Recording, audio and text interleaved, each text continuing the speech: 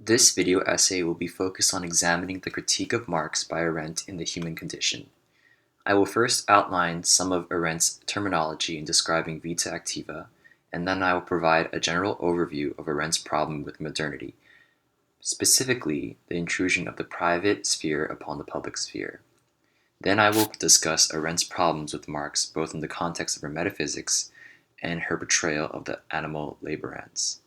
I will go on to show that while Marx may be interpreted as Arendt asserts, his arguments in Capital demonstrate that he and Arendt are quite similar with regards to their respective views about the dominance of animal laborants.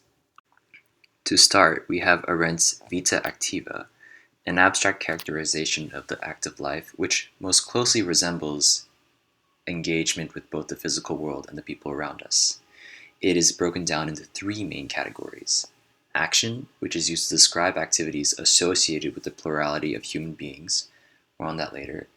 Work, which is used to describe activities associated with the worldliness or the physical.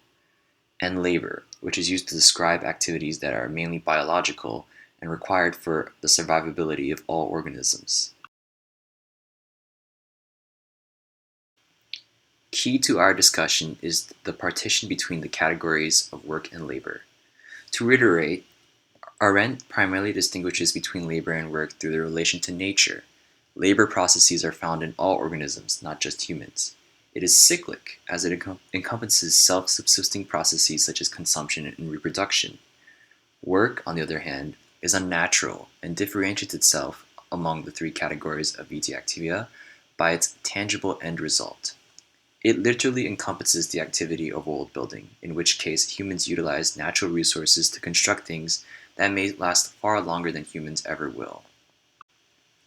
Then we come to action, which is, in Arendt's opinion, the most important category to the highest level of fulfillment of vita activa. Arendt assumes the uniqueness of each human, thereby rooting the potential of something completely novel in each and every birth. In Arendt's characterization of the self, there is the requirement of initiative and some precept of risk in an effort to break away from the otherwise mundane processes of all humans in order to truly actualize oneself.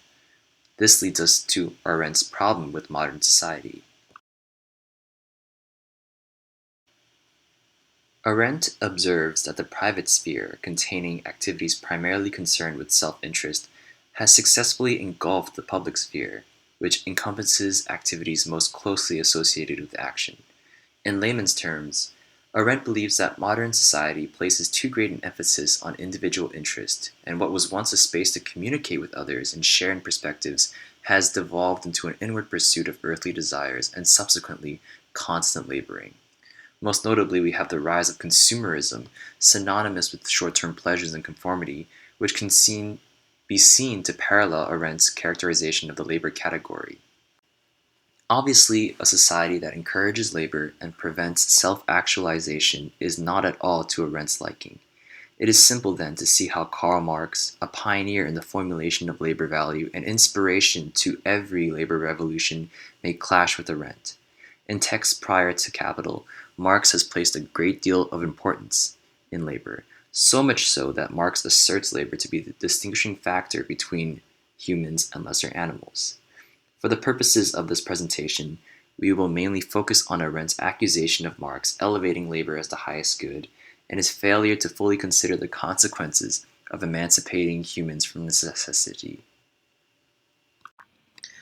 Diving deeper into Arendt's problems with a labor-based society, there is the assertion that nothing lasting or new can appear out of labor processes. Nothing is revealed about a person who toils away in a factory or sits at a cubicle for 8 hours a day. Furthermore, whatever that is produced is likely to be consumed as quickly as possible, thereby fueling another cycle of endless occupation. In Arendt's system, it is inconceivable to see how someone such as Marx can logically conclude that labor is the most important aspect of active living. In addition to Marx's supposed incompatibility with Arendt's system, there is also the emancipation of workers from necessity touted in Marx's writings. It is considered a popular idea among Marxian labor theorists, at least according to Arendt, that freeing the laborer from necessity would encourage higher activities. Arendt disputes this claim by arguing that the proportion between the consumption and reproduction components of labor are dynamic enough such that all labor activity can in fact be designated towards consumption. In essence, what Marx inadvertently does through his emancipation of labor is secure a future that is solely focused on consumption and inevitably leads to the bloating of materialistic needs. Now let us actually examine what Marx defines labor to be in Capital. While the general conceptualization of labor with regards to the labor value commodity seems to be synonymous with Arendt's category of labor, there is a particular section where Marx uses the term labor in such a way that it more closely resembles Arendt's category of work.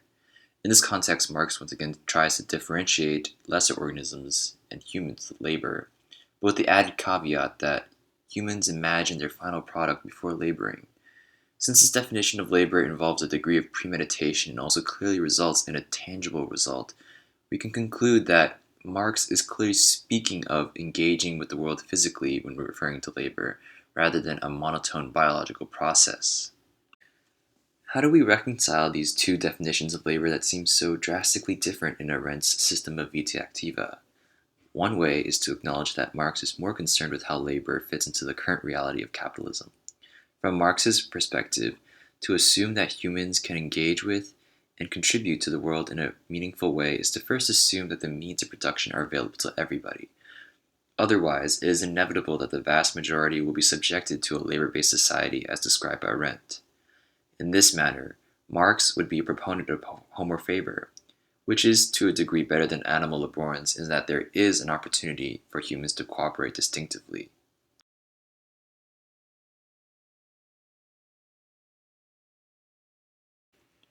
Delving deeper into Marx's lamentation of capitalism, we find that his sentiments towards late-stage capitalism are not so different from that of Arendt's grievances with modernity.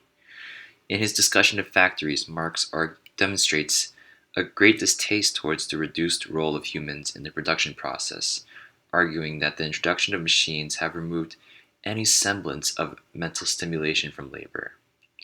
The mastered skills that had once made factories useless without workers are substituted for basic motions that can be completed by children. With this in mind, it is clear that Marx and Arendt both share a desire to avoid the degradation of man into a mindless laboring organism.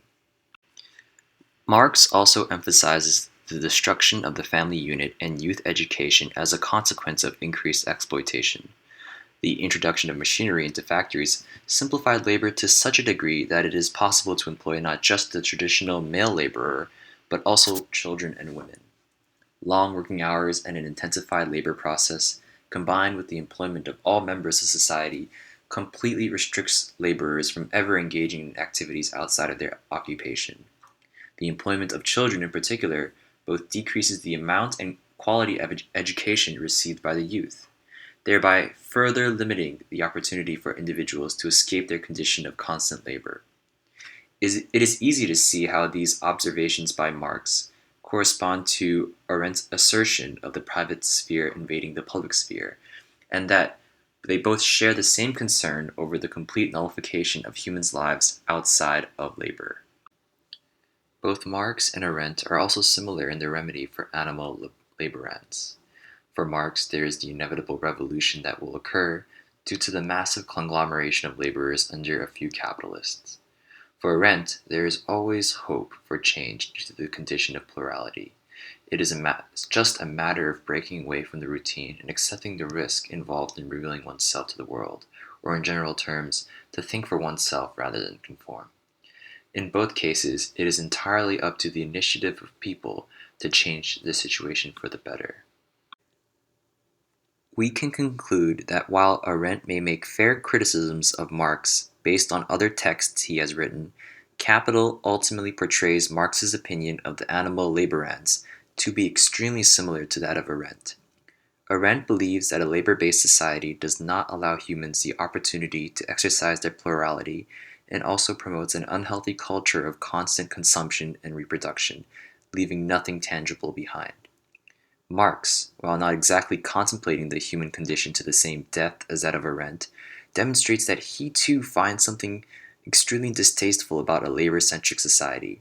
He finds the reduced role of laborers in the production process due to machinery akin to degrading humans to mere animals. He mourns the deterioration of education and despises the fact that all members of society, especially children, are forced to become laborers in order to sustain themselves. Both thinkers are optimistic that inhabitants of animal laborlands can effect the change necessary to improve their condition. For Marx, this amounts to laborers gaining some semblance of equality. For Arendt, the bar is far higher. Positive societal change aims to provide more opportunity for people to engage in action.